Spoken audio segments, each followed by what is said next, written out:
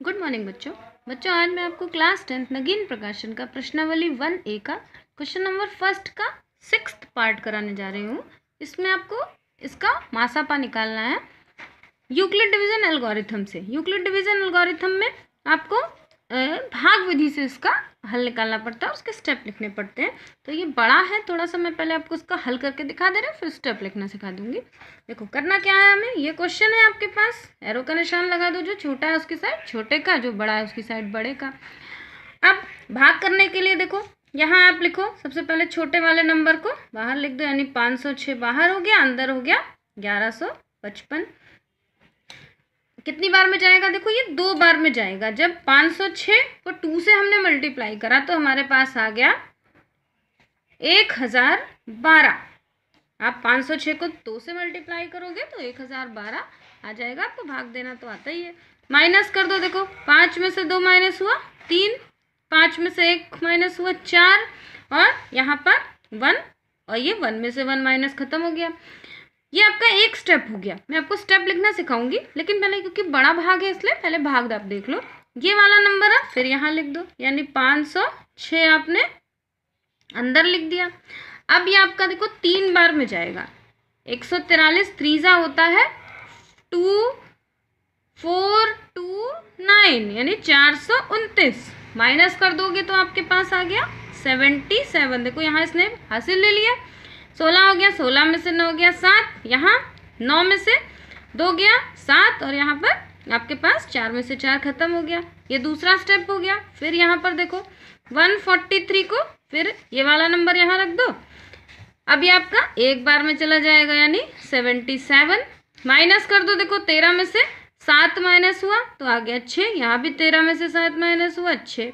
फिर यही 77 को अंदर रख दो, 77 अंदर रख दिए तो 1 सा चला गया आपके पास 66, और 66 माइनस कर दिए तो आ गया 11। फिर यही देखो इस 66 को यहाँ रख दो।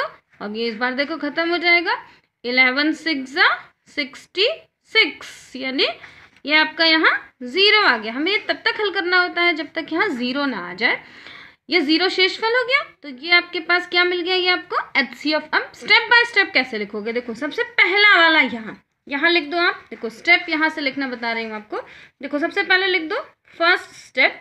फर्स्ट स्टेप आप कैसे लिखोगे, फर्स्ट स्टेप में आपके पास ये जो अंदर वाला नंबर है, यानी 1155 बराबर में रख दो, इसको गुणा कर दो 506 गुणे 2, और शेषफल जो है उसको जोड़ दो, यानी 143। यहाँ आपके पास यहाँ भी देखो शेषफल 0 नहीं है ना, तो आप क्या लिख दोगे, शेषफल यहाँ पर लिख देना, शेषफल is not equals to 0।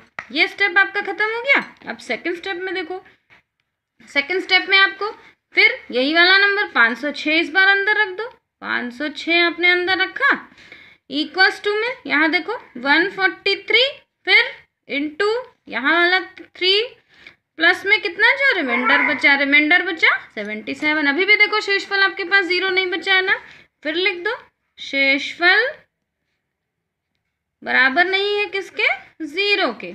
2 step खत्म हो गया, यहाँ तक हो गया ना।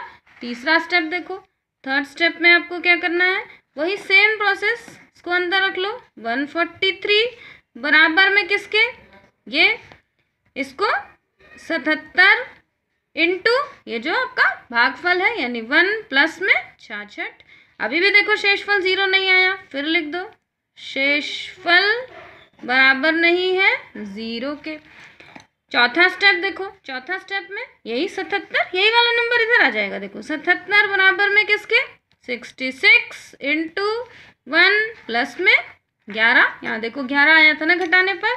शेषफल यहाँ लिख दो, शेषफल बराबर नहीं है 0 के।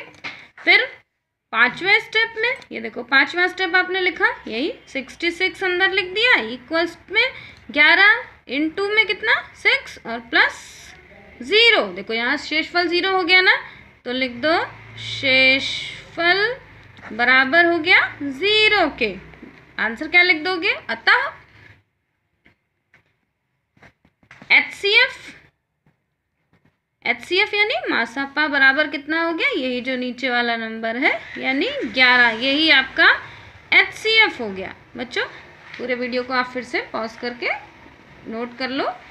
ये देखो मैं या तो इसका स्क्रीनशॉट निकाल लो, आगे अगले क्वेश्चन और मैं क्वेश्चन आपको ऐसे ही देती रहूँगी। बाय बच्चों।